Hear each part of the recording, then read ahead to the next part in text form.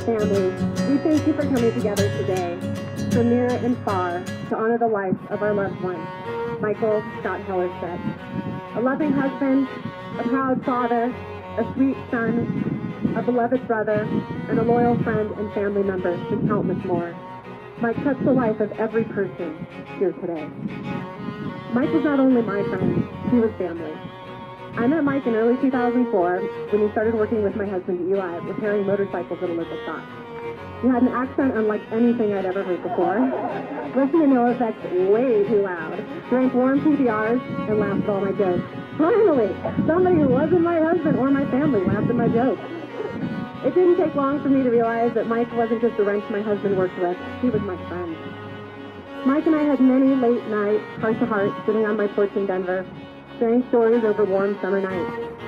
We would talk about everything from how working on motorcycles made him and Eli crazy, to the dreams of one day having a family of his own. A wife to love, a house to park his truck in front of, and a slew of kids to tow up the mountains in his camper. Being an avid adventure seeker, Mike was an expert at countless things, especially those that go fast. Be it turning the throttle wide open on the racetrack, bounding over a snowy pass in a snowmobile, jumping the highest wakes behind a speeding boat, or dipping the rail in a sailboat. Mike did it all with grace and a tremendous grin. If you were ever with him on any of his adventures, you had a blast and a major adrenaline rush, and oftentimes followed by a sigh of relief that you survived it and made it home in one piece. In between his justifying action adventures, Mike finally slowed down just enough to catch the eye of a beautiful woman, Sophia. Of all the times he placed in motorcycle races at the track, had the prize shot in hunting expedition, and got the karate tournament trophy, Mike felt his greatest achievement was the day that he won Sophia's heart. She was smart and beautiful, and truly loved Mike for every inch of who he was, and Mike was extremely grateful for it. Sophia fulfilled all of Mike's dreams, and together they had the beautiful home, the truck parked out front, the garage full of toys, the boat in the driveway, and a snowmobile. Although adding the new snowmobile to his toy collection did take a little bit more convincing of Sophia than Mike had hoped. When Mike thought his life couldn't get any better, Sophia became pregnant with their son, Darren. Mike was on top of the world. This was it, all he ever wanted. Why Mike was taken from us so soon, I will never understand. As devastated, angry, and heartbroken as we are, I know that's not how Mike would want us to feel. Mike would want us to remember him in the good times, when he was laughing, dancing the honky snowflake dance, having a banana fight with Eli and turning our house upside down, or standing before us as I performed his marriage to the love of his life, Sophia. I promised Gunnar to fill his ears with endless stories about the amazing man his father was. We will always be able to bring Mike back through the amazing memories we had with him. Nothing will ever be able to take that away from any of us. I would now like to encourage anyone who would like to tell their favorite story of Mike to please come up and share their memories. I don't think that's how it went. Like, that's what they say. Anyways, me and Mike been hanging out since then. Had great times.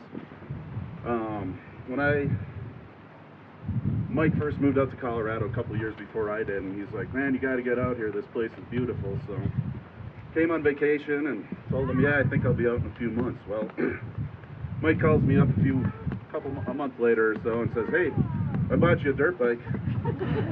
All right, cool. I've never owned one, but let's give her. Sounds like a good time. So anyways, get out here, go camping for the first time. Figured Mike's got it planned out, and well, we ended up bringing the dirt bikes and some two-stroke gas. Nothing else. Well, we've gotten better at camping since then, and whatever. Had a lot of good times and a lot of good memories with him. But he ended up moving out here in 2000, and us Upers had always heard about the mountains and how much snow you got and all these phenomenal things. So he invited us out, and we ended up staying at his house for about a week.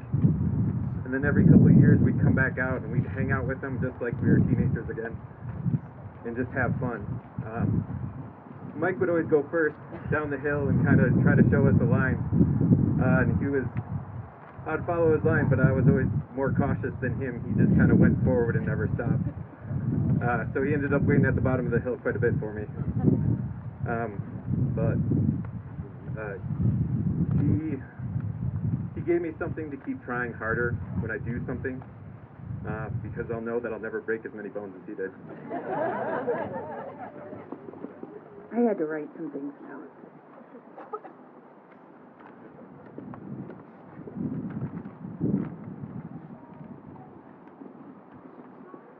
I would rather be ashes than dust. I would rather that my spark should burn out in a brilliant blaze than it should be stifled by dry rot. I would rather be a superb meteor, every atom of me in magnificent glow, than a sleepy and permanent planet. The function of man is to live, not to exist. I shall not waste my days trying to prolong them. I shall use my time.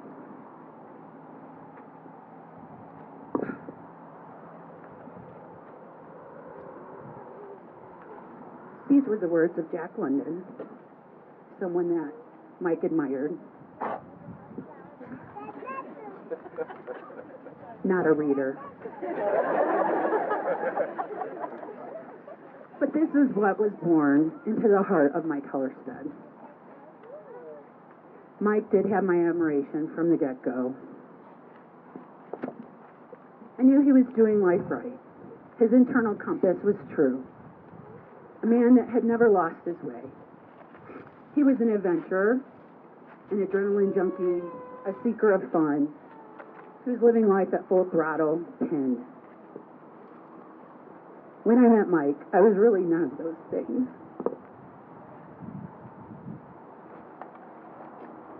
His kind spirit never looked down on anybody for any differences. He had amazing qualities about him and never humbled me with his greatness. He was so kind and encouraging in the smallest but most significant ways, accepting, allowing me into his circle, and the little words of encouragement as I was correcting my own compass. Living with meaning and intention does not come with great many challenges. There is never enough time and it's exhausting. But when you want it all, you are willing to put in more effort and trade for a more meaningful life. As I struggle with this from time to time, the efforts and challenges are great, but one of the great teachers in my life, Mike, I would think about him and the way he lives his life and chant to myself, I want it all, and I can carry on. Mike has helped me so much on my journey, just by being him, just by the way he lived his life. What a true example to all of us. And it's absolutely why we all stand here drawn together today, was that spirit he emitted. Mike, thank you for this compass I now have. From the bottom of my heart, I will never be lost again. I shall not waste my days trying to prolong them. I shall use my time.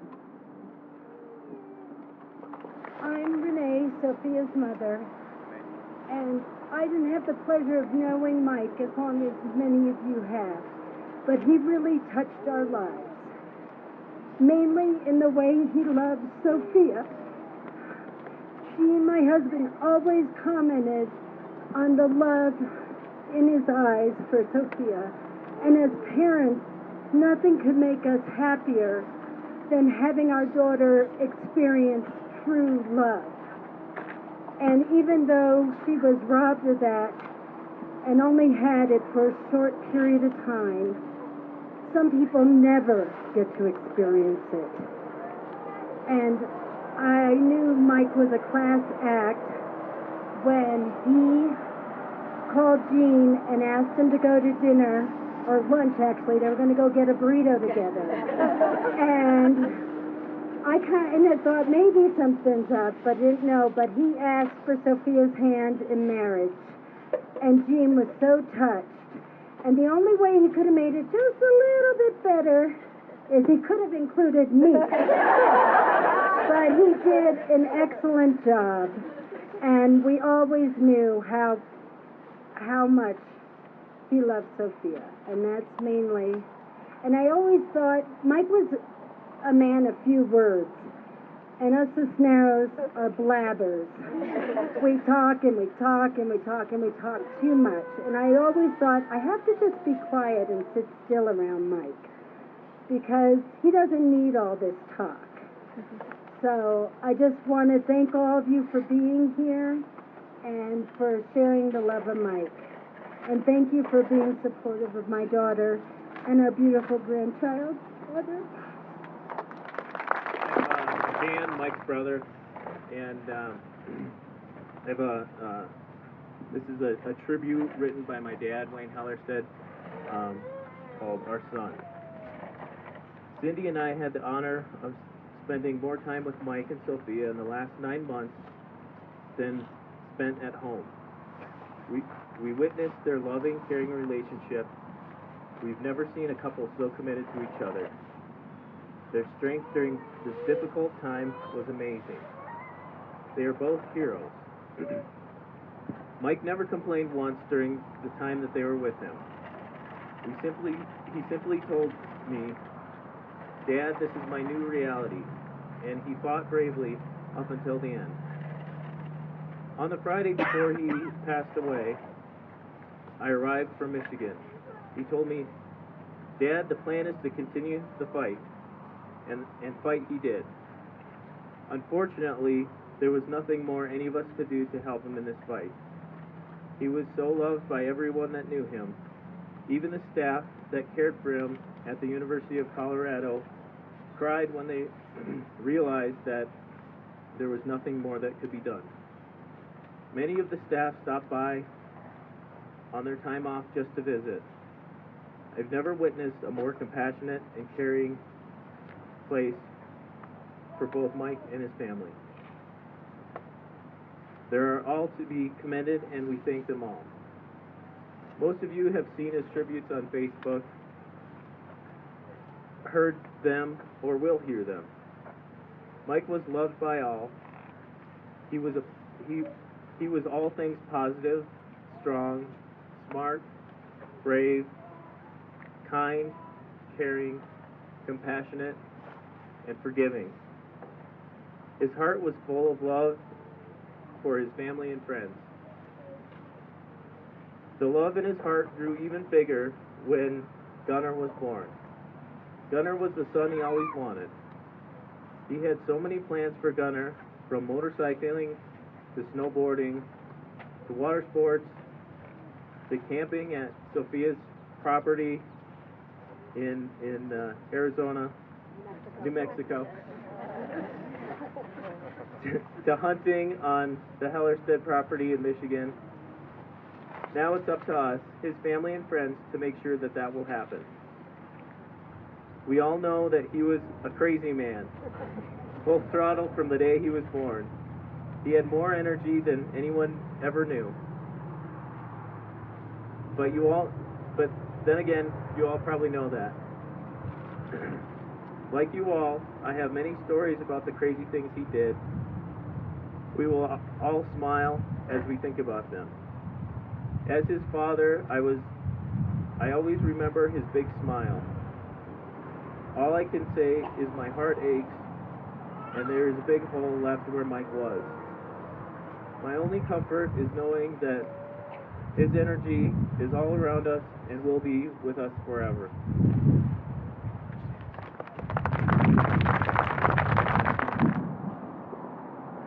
My name is Marilyn.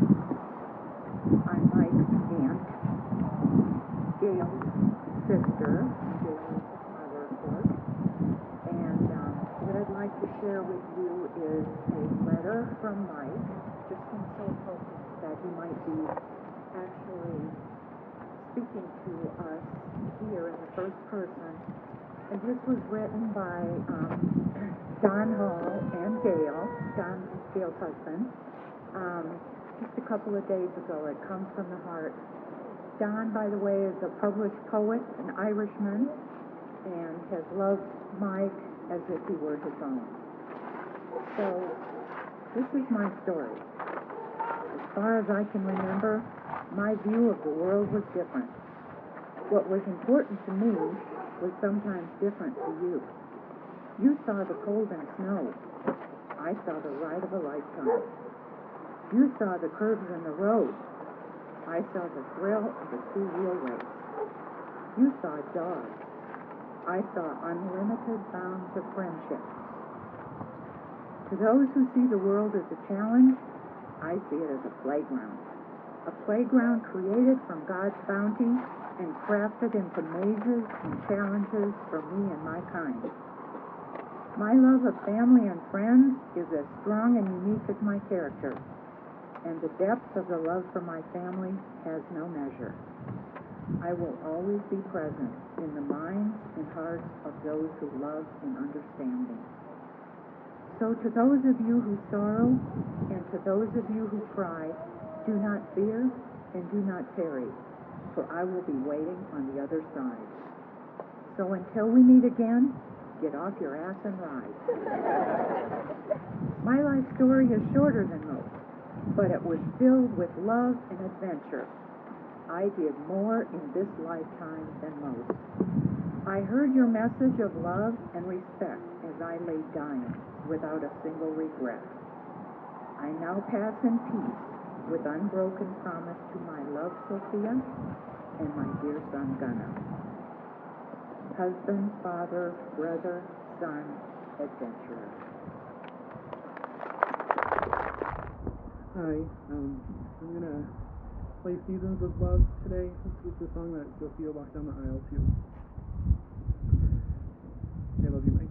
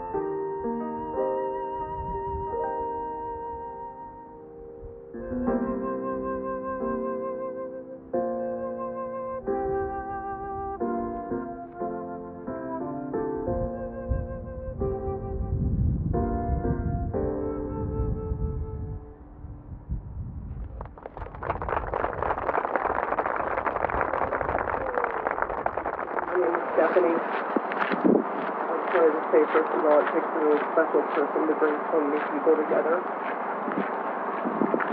I first met Mikey 8 years ago when he was living on Tennessee Street the same day. And at the time, Jim was my ex's drummer. My kiddo and I would often hang out while the band practiced, and inevitably ended up playing with Mikey and Ellie every time. I remember thinking what a kind, genuine person he was. And what a spirit for adventure he always had, whether it was riding motorcycles, climbing 14ers, or doing the honky snow dance. And getting literally every single person at the gig to join in. When my life fell into shambles and I didn't know who to trust, did Mikey judge or question the circumstances? He was always a support. I don't think that he or Sophia had any idea how much witnessing their love for each other, their strength and perseverance, and the grace in which they maneuvered so many challenges inspired me to move forward and be strong.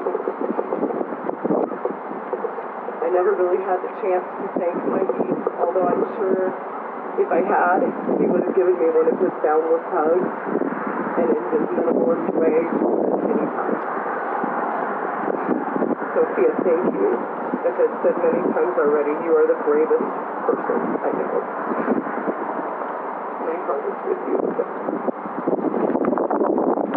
And I was lucky enough to take care of Mikey for a little while. He was that patient that you wanted to do anything for because he asked for nothing. And my favorite memory of him and Sophia was while we were doing treatment, we'd have to tie him down to blood pressure cuffs and monitors for about 4 hours at a time. So we did movie time, and they would cuddle in the very small hospital bed. And they would just watch movies, and you guys were very much inspiration to everybody on the floor. And all the rest of the nurses and staff and doctors that couldn't be here want to say how much you guys mean to us. And we had such a pleasure to just know you and take care of you both. And Sydney, I also had the pleasure of taking care of Mike during his first stem cell transplant. I actually gave him his stem cells, and it was a very interesting day.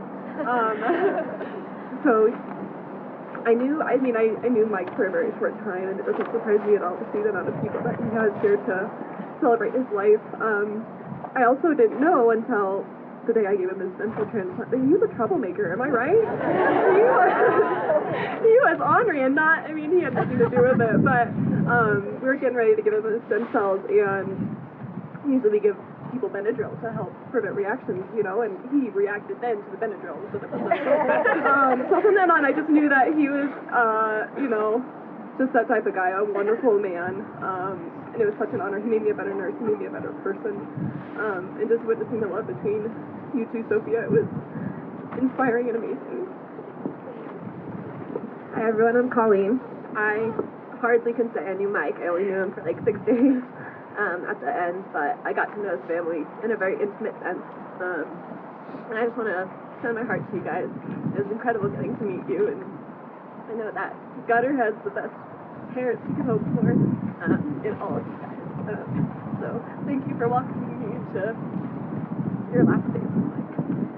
Thank you. Leslie, Dan's wife, so Mike's sister-in-law. And the first time I met Mike, we were in Michigan, and we ended up going on a snowboarding trip that time. And I was like, it was maybe my second time going snowboarding. And a great snowboarder, I am not. But I knew Mike was this really good snowboarder, and Dan's pretty good, and I was like, oh, Dan, I have to impress your brother. I'm gonna, do some good stuff here today.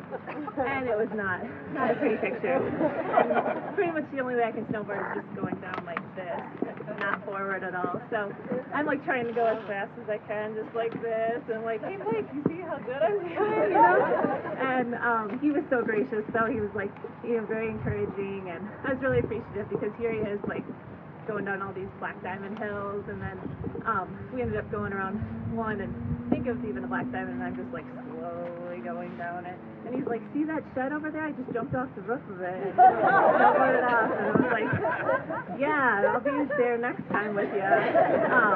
But he was always really encouraging, and I was really appreciative of that because could have been like, you know, you're not really that good.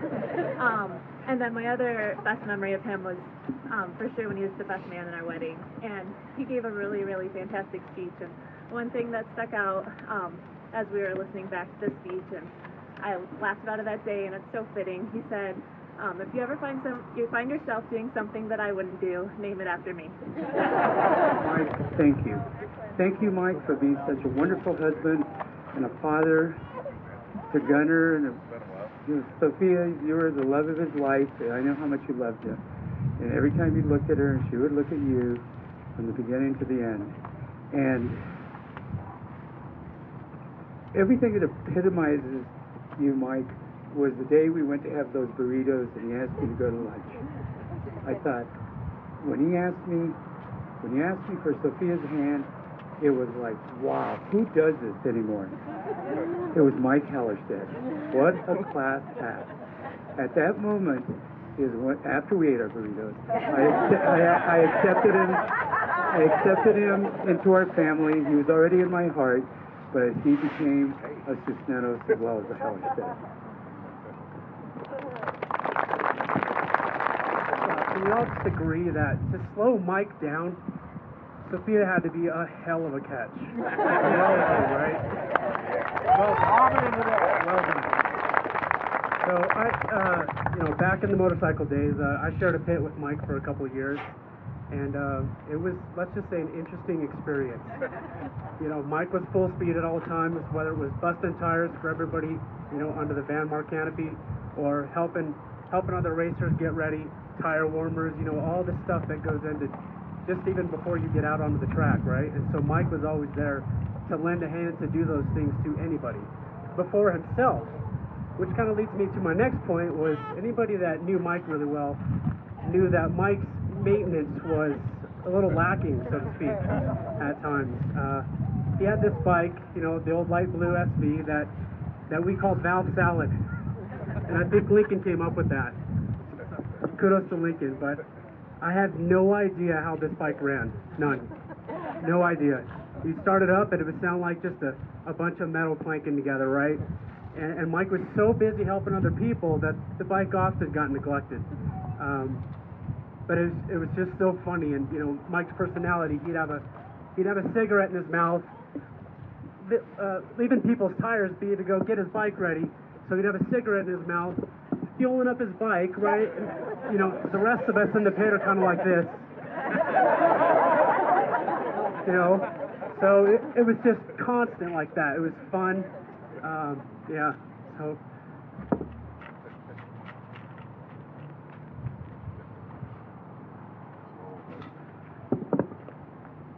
Mike, I hope you're dragging knees in the clouds. Hi, I'm Jim. Mike was a good friend to me, and I just wanted to say that he was tough as nails. I never met anybody quite as tough, I don't think. And he was an old school soul. They don't really make them like that anymore. A lot of this is being reinforced as people talk about maybe how he asked for Sophia's hand, or Mike never asked or demanded things from people, but he was always thinking about others and putting everybody else first, and that's one of the reasons that I have so much respect for Mike. And I was really going to miss him. I'm sure we all will. God bless Mike Hellerstedt. He was a good man. I have a little something to say. Mike was my brother. He never used the term in-law. He told me from day one he was in this family for real. Back in January, when the first line of chemo didn't work and we were all devastated, Mike just said, you know what? You're 100% alive or you're 100% dead. And he definitely lived his life 100% alive. And I hope that's what we're all able to take away from Mike's legacy, is to live 100% alive. And you know what, brother? I think you were wrong. I think there's something in between. And I know Mike is going to be with us forever. I know he's going to be looking down on all of us, and especially Sophia and Gunnar. Not quite 100% dead.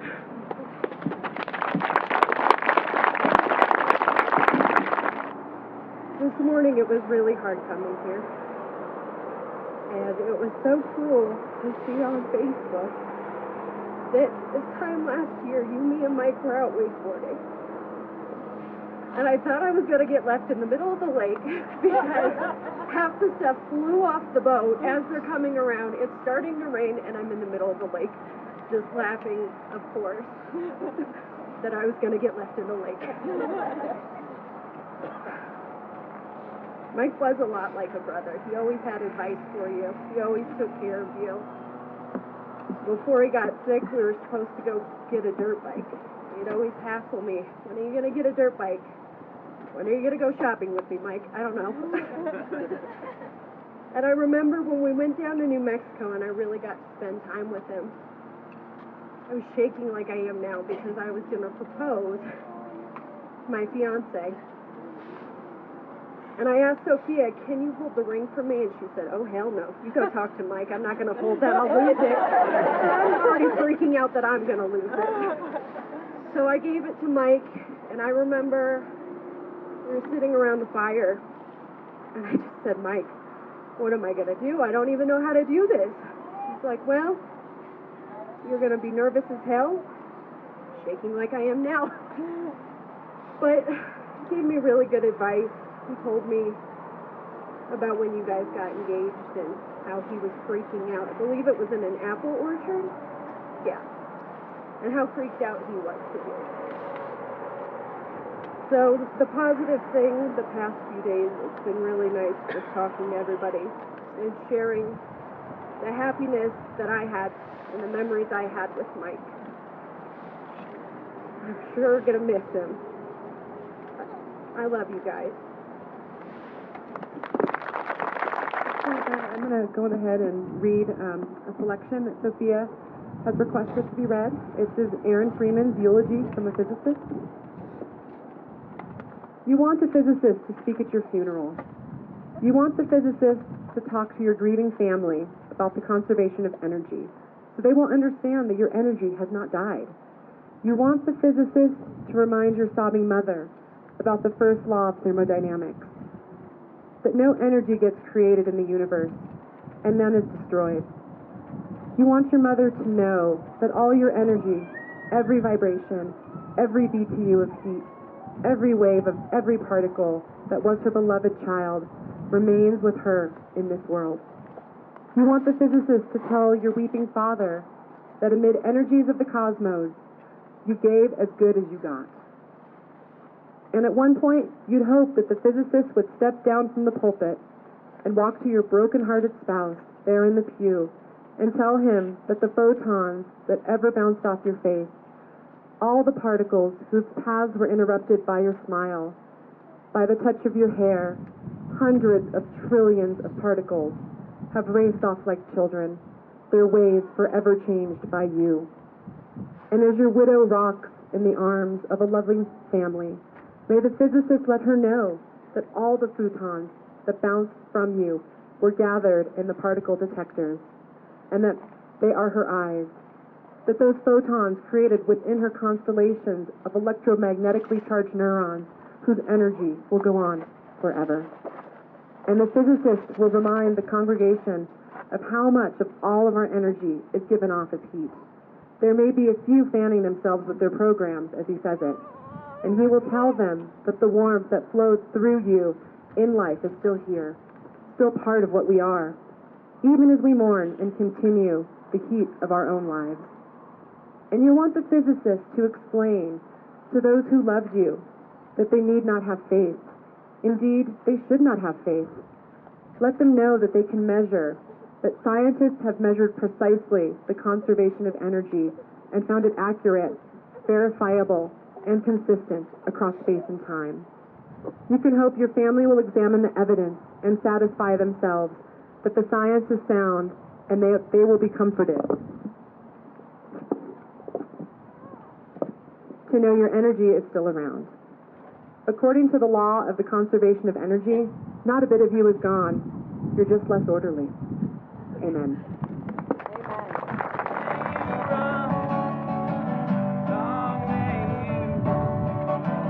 Although these changes